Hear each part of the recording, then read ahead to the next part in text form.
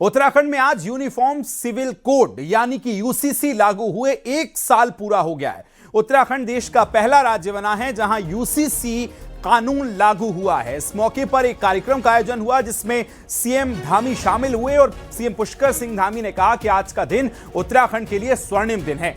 UCC दिवस एक ऐतिहासिक कदम है। सीएम धामी ने कहा कि मैं किसी के प्रति पक्षपात नहीं करता हूं।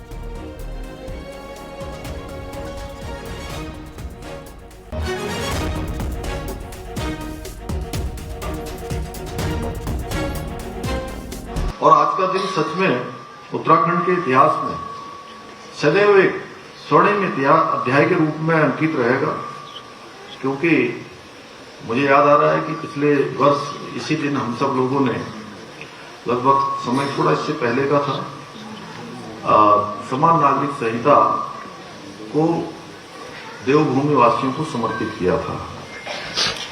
और इसके पीछे हेतु था कि सामाजिक न्याय, समानता और संवैधानिक मूल्यों की स्थापना की दिशा में उठाया गया एक ये ऐतिहासिक कदम था।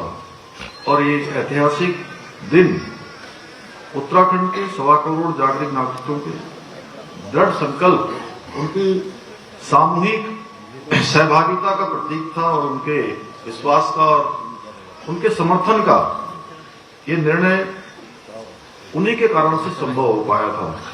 मैं इस अवसर पर देवभूमि उत्तराखंड के समस्त नागरिकों को, देवतुल्य नागरिकों को प्रथम समान नागरिक संहिता दिवस की बहुत बधाई देता हूं, शुभकामनाएं देता हूं। और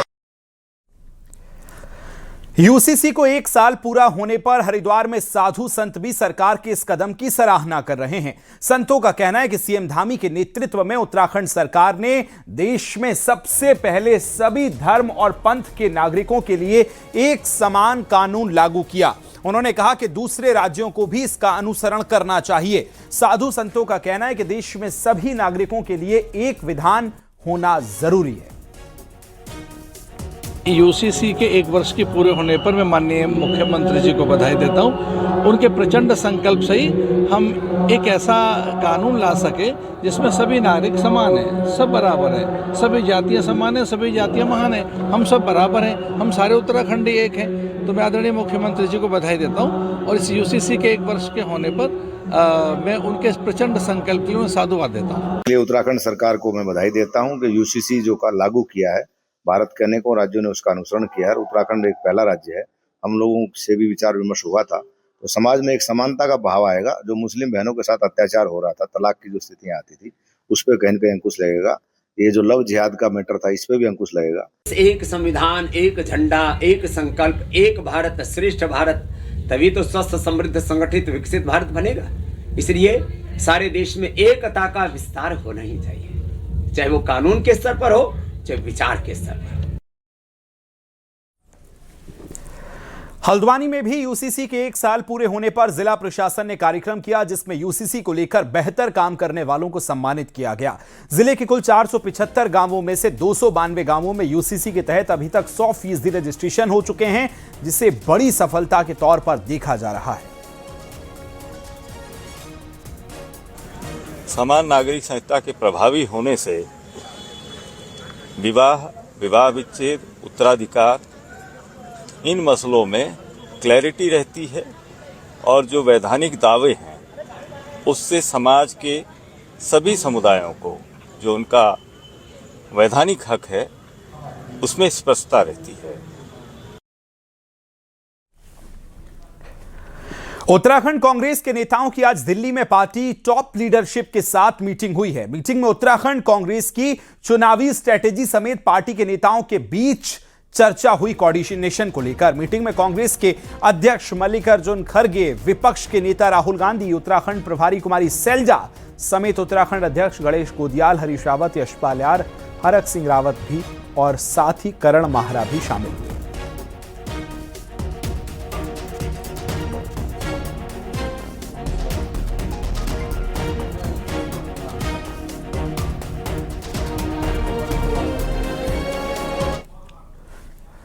बद्रीनाथ विधानसभा के पूर्व विधायक और बीजेपी नेता राजेंद्र सिंह भंडारी ने दिल्ली में बीजेपी के राष्ट्रीय अध्यक्ष नितिन नवीन से शिष्टाचार भेंट की।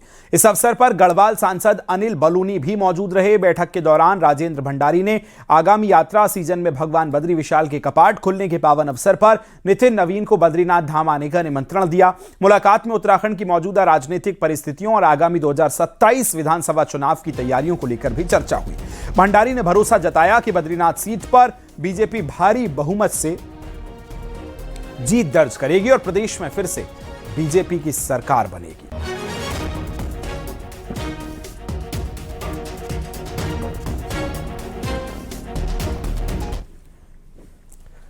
उत्तराखंड में खुद से कार्रवाई करने पर अमादा हिंदूवादी संगठनों को मुख्यमंत्री पुष्कर सिंह धामी ने साफ संदेश दिया।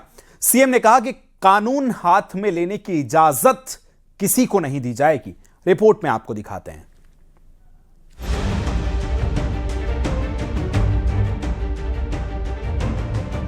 मसूरी में बुल्ले शाह की मजार ढहाने का मामला शांत भी नहीं हुआ था कि अब देहरादून में हिंदू रक्षा दल ने अतिक्रमण हटाने की धमकी दी है।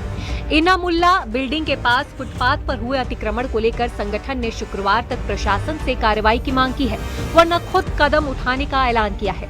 इस पर मुख्यमंत्री पुष्कर सिंह धामी ने सख्त रुख अपनाया है। कानून के तहत सभी कार्रवाइयाँ हो रही हैं और कानून सबके लिए एक समान है। सभी को आकर अगर कहीं पर कोई अतिक्रमण है, कोई किसी प्रकार की चीज़ है, तो सबको बताना चाहिए। बताएं, कानून को अपनी जानकारी दें, प्रशासन के लोगों को जानकारी दें। और हमने जो भी अतिक्रमण हटाने का जो अभियान किया है वो विधि के अनुसार किया है। भारत की जो व्यवस्था है, राज्य की जो व्यवस्था है, जो प्रशासनिक मशीनरी है, उसके अनुसार ही काम होते हैं। और कहीं पर भी जो है बिना विधि के और बिना किसी कानून के कोई काम अभी तक जो भी हटाने का हुआ है अतिक्रमण को नहीं किया गया। हिंदू रक्षा दल का आरोप है कि इलाके में नियमों के खिलाफ गतिविधियां हो रही हैं और लोगों को परेशानी का सामना करना पड़ रहा है। वहीं मुस्लिम संगठनों का कहना है कि धमकी देकर माहौल खराब किया जा रहा है और कानून व्यवस्था से खिलवाड़ नहीं होना चाहिए। अगर हम धर्म बचाने के लिए जाएंगे तो कानून तोड़ना पड़ेगा, और हम कानून तोड़ने की बात नहीं कर रहे। पहले हम नैतिकता की बात कर रहे, पहले हम भाईचारे की बात कर रहे, पहले हम संविधान की बात कर रहे। अगर हम पहले ही दिन बिना बोले चले जाते तो बड़ी समस्या होती, मगर हमने प्रशासनिक अधिकारों का सम्मान किया। ये एक हमारे एडमिनिस्ट्रेशन का पार्ट है, जो हमारे शहर के डीएम साहब हैं, सिटी मजिस्ट्रेट साहब हैं, ये उनका पार्ट है। उनको इस बात का संज्ञान लेना चाहिए। और कहीं अगर प्रशासन को लगता है कि कहीं इंक्रोच हुआ है, अगर सरकारी उसमें है कहीं जो हमारे फुटपाथ हैं या रोड है, जहां से भी आप बात कर रहे हैं, तो सरकार को उसमें जो है कुछ फैसला लेना चाहिए। एडमिनिस्ट्रेशन को उसको हटाना चाहिए, ताकि एक शहर की जो है व्यवस्था सही बने और लोगों को जो है सही चलने में आने जाने। कुल मिलाकर सीएम धामी ने साफ कर दिया है कि अतिक्रमण हटेगा, लेकिन कानून के दायरे में किसी भी तरह की मनमानी बर्दाश्त नहीं की जाएगी। न्यूज़ 18 के लिए देहरादून से भारती सकलानी की रिपोर्ट।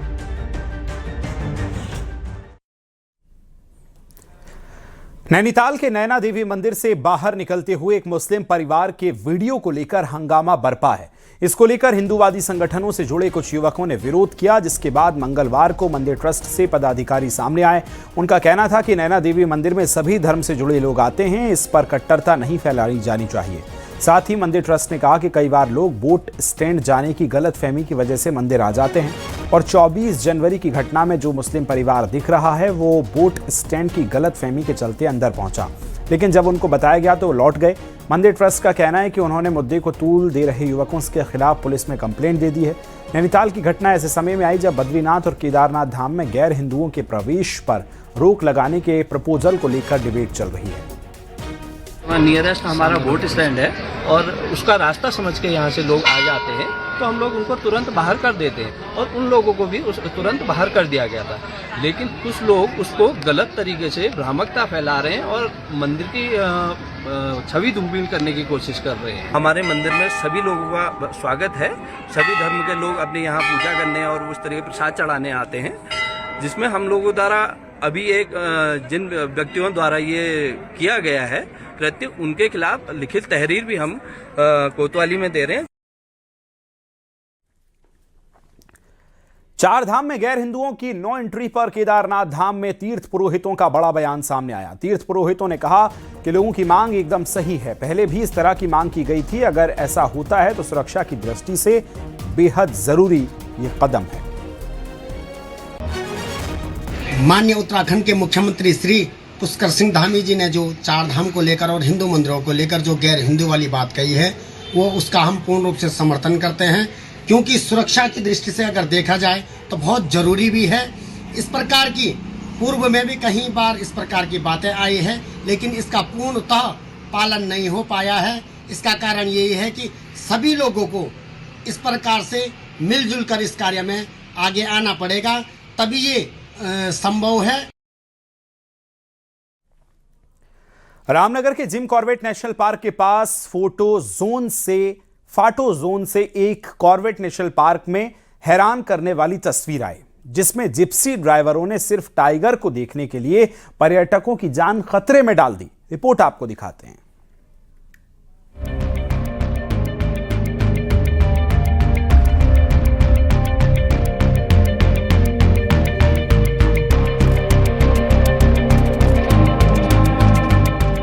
हवा में गर्दा उड़ाती दौड़ रही ये जिप्सियां जिम कॉर्बेट नेशनल पार्क के फोटो जोन की है, जो पर्यटकों को पार्क की सैर कराने के लिए लाई थी। लेकिन अचानक जिप्सी ड्राइवरों को पता चला कि जंगल के एक इलाके में टाइगर दिखाई दिया है। बस फिर क्या था, ड्राइवरों ने आप देखा न ताब और फटाफट अपनी जिप्सियां टाइगर वाली जगह पर दौड़ाने के लिए मोड़ दी, जिसका वीडियो भी सामने आया है, जिसमें देखा जा सकता है कि कैसे हवा में धूल उड़ाते ड्राइवरों ने अपनी अपनी जिप्सियों को मोड़ना शुरू किया और टाइगर वाली जगह पर अपनी गाड़ी दौड़ा दी। टाइगर को देखने के लिए इन जिप्सी ड्राइवरों में इतना जोश आ गया कि इन्होंने आपस में ही रेस लगाते हुए एक दूसरे से आगे निकलने लगे और गाड़ी की ऐसी स्पीड पकड़ी कि गाड़ी हवा से बातें करने लगी। महज 21 सेकंड के इस वीडियो में टाइगर भी नजर आता है, लेकिन सवाल ये कि क्या सिर्फ टाइगर को देखने के लिए उसकी ओर गाड़ी मोड़कर जाना और पर्यटकों की जान को खतरे में डालना सही था? उधर मामला सामने आते ही कॉर्बेट प्रशासन ने एक्शन लिया है और जिप्सी ड्राइवरों के साथ मौजूद नेचर गाइडों पर भी बैन लगा दिया है। न्यूज़ 18 के लिए रामनगर से शैलेंद्र नेगी की रिपोर्ट।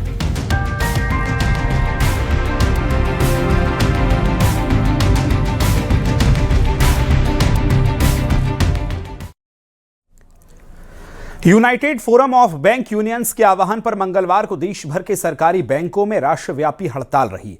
5 दिन वर्क यानी शनिवार और रविवार को अवकाश की मांग को लेकर बैंक कर्मचारी लगातार मांग कर रहे हैं। बैंक की स्ट्राइक के चलते देहरादून में भी कामकाज प्रभावित रहा। खासतौर पर चेक क्लियरेंस के लिए लोग परेशान दिखे। कर्मचारियों की मांग है कि 5 डे वर्किंग आधिकारिक सूचना इसकी जारी की जाए। बैंक प्रबंधन के साथ इस पर पहले ही सहमति बन चुकी है, लेकिन फैसला अब तक लागू नहीं हुआ है।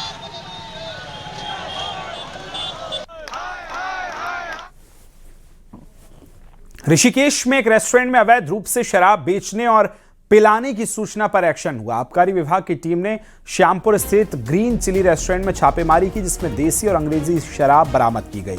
आने वाले ग्राहकों को अवैध रूप से ये बेची और परोसी जाती थी। वहीं आरोपी के खिलाफ आबकारी एक्ट के तहत केस दर्ज कर लिया गया है।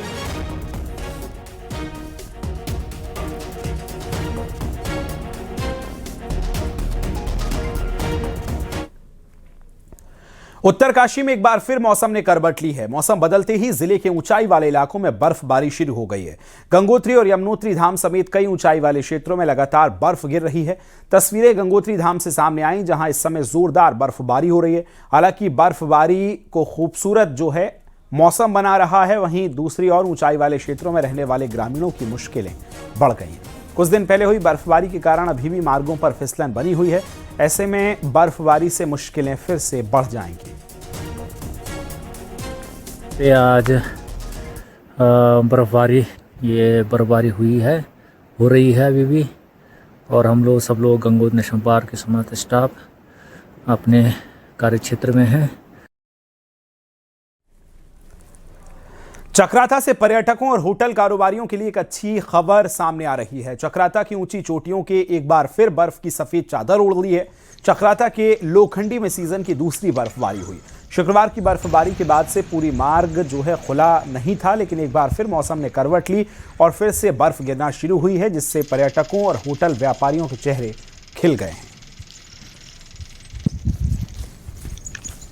और लोखंडी में फिर से लाइव स्नोफॉल शुरू हो चुकी है और बड़ी मुश्किल से प्रशासन ने हमारी रोड खोली थी। अभी तो खैर हल्की हल्की स्नोफॉल हो रही है, लेकिन शाम तक सुबह तक शायद अच्छी खासी बर्फबारी फिर से हो जाएगी, जिससे कि होटल व्यवसायियों के सबके चेहरे खिले हुए हैं। केदारनाथ में लगातार बर्फबारी का दौर जारी है। शुक्रवार से ही यहां बर्फबारी हो रही है और आज दोपहर के बाद फिर से बर्फबारी हुई। अब तक 3 फीट से ज्यादा बर्फबारी हो चुकी है और इसके बाद केदारपुरी सफेद चादर ओढ़े हुए नजर आ रही है। नज़ारे काफी खूबसूरत दिख रहे हैं। हालांकि इस वक्त केदारनाथ में आम लोग नहीं रहते, लेकिन वहां काम कर रहे लोग और सेना के लोग कुछ मौजूद हैं।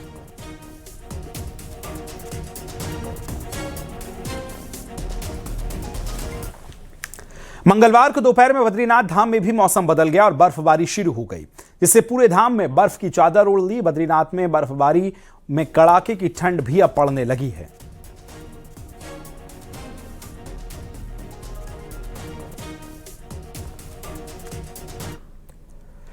चमोली के कई इलाकों में मंगलवार दोपहर बाद से ही बर्फबारी हो रही है। जिले में लगातार बर्फबारी होने से कड़ाके की ठंड भी पड़ रही है। इसके साथ ही मौसम विभाग ने 28 जनवरी को बारिश और बर्फबारी का अलर्ट जारी किया है, जिसके चलते प्रशासन अलर्ट मोड पर आ गया है। सभी विभागों के समय रहते व्यवस्थाएं सुधारने के निर्देश दिए गए।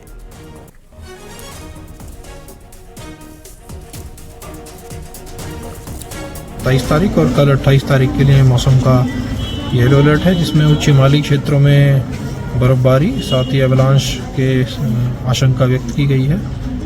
नीचे के क्षेत्रों में बारिश की आशंका है और इसके लिए प्रशासन पूरी तरह तैयार है। हमारी रोड ओपनिंग मशीनरी पूरी एक्टिव है, साथ ही राशन, बिजली, पानी इत्यादि व्यवस्थाएं कर ली गई। प्रसिद्ध पर्यटन स्थल औली में मंगलवार को जमकर बर्फबारी हुई। दोपहर के बाद हुई जमकर बर्फबारी के बाद पर्यटकों की खुशी का ठिकाना नहीं रहा। औली में पहले से ही हुई बर्फबारी पहुंच रहे हैं, ऐसे में आज हुई बर्फबारी से पर्यटक काफी खुश नजर आए।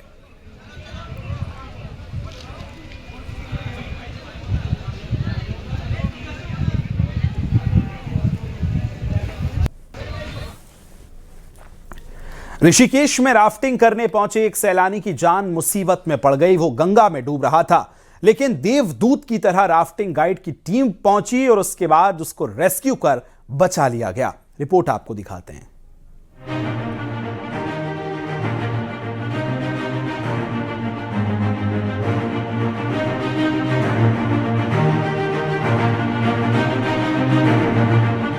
लहरों में मौत से मुकाबला, नदी में डूब रहा था सैलानी।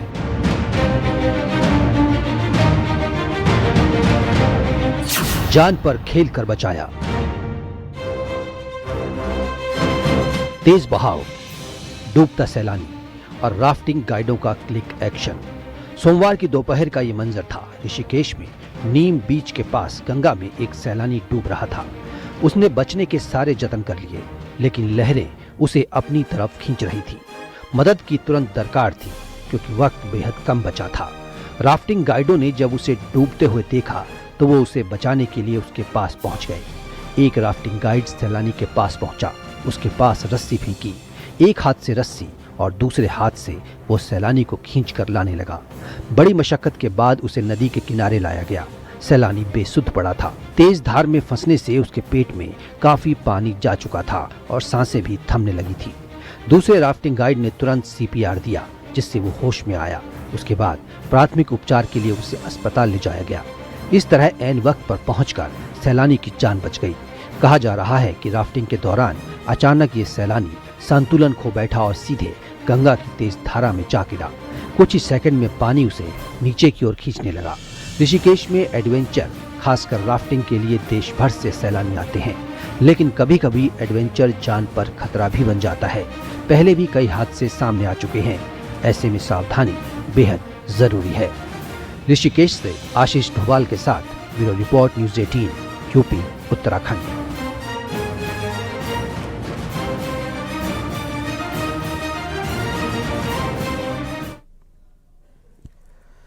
देहरादून RTO की ऑनलाइन नीलामी में VIP वाहन नंबरों को लेकर जबरदस्त प्रतिस्पर्धा देखने को मिली। सबसे ज्यादा मांग 0001 नंबर की रही, जो 13,74,000 रुपए में बिका।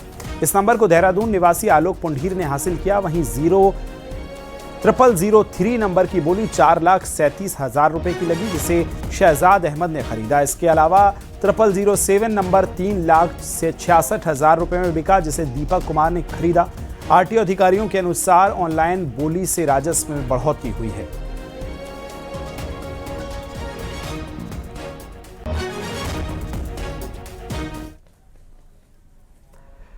और चलिए हम नजर डालेंगे पहाड़ की टॉप 10 खबरों पर। 5 डे वीक की मांग को लेकर देश भर में सार्वजनिक बैंकों की हड़ताल जारी। बागेश्वर में बैंक कर्मी हड़ताल पर रहे, जिससे बैंकिंग सेवा प्रभावित रही। कोटद्वार में भी बैंकों की हड़ताल का असर। बैंक बंद होने के बाद पहुंचने वाले ग्राहक निराश होकर लौटे। बैंक कर्मियों ने प्रदर्शन भी कई जगह किया। अल्मोड़ा में भी बैंकों की हड़ताल से कामकाज पूरी तरह से ठप। बैंक कर्मियों ने मांगे न मानने पर उग्र आंदोलन की चेतावनी दी। पिथौरागढ़ में भी यूसीसी लागू होने की पहली वर्षगांठ पर धूमधाम से मनाई गई। इस मौके पर रामलीला मैदान में एक सांस्कृतिक कार्यक्रम का आयोजन भी हुआ। उत्तराखंड में यूसीसी लागू हुए 1 साल हुआ पूरा। अल्मोड़ा कलेक्टर ने यूसीसी दिवस समारोह में भव्य रूप से मनाया। रुद्रप्रयाग के गुप्तकाशी में करंट लगने से एक महिला की मौत। पेड़ से गुजर रही बिजली लाइन की चपेट में आने से यह हादसा हुआ।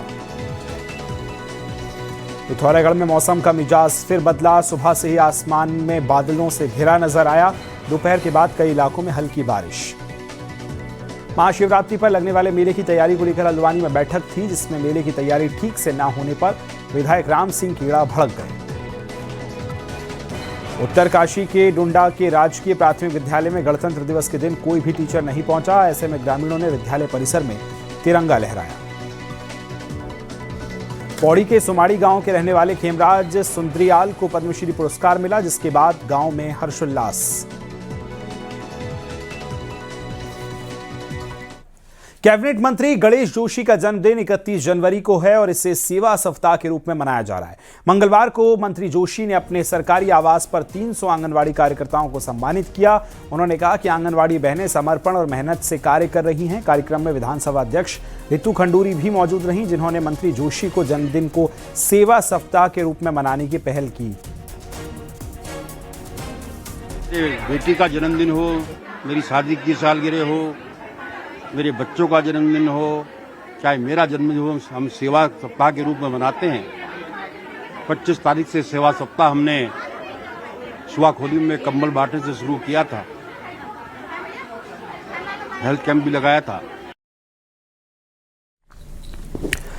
देहरादून से साइबर ठगी का एक और चौंकाने वाला मामला सामने आया। रायपुर में एक युवती से करीब 1.5 लाख रुपए उड़ा लिए गए।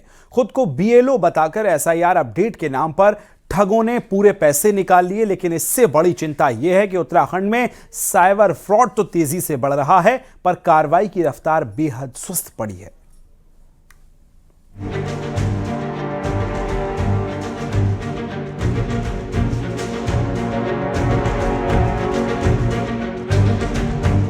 देहरादून के रायपुर में साइबर ठगों ने एक बार फिर भरोसे को हथियार बनाकर ठगी को अंजाम दिया। खुद को बीएलओ बताकर एक युवती को कॉल किया, एसआईआर अपडेट का बहाना बनाया और उसके खाते से 1.5 लाख रुपए साफ कर दिए। ये सिर्फ एक केस नहीं है।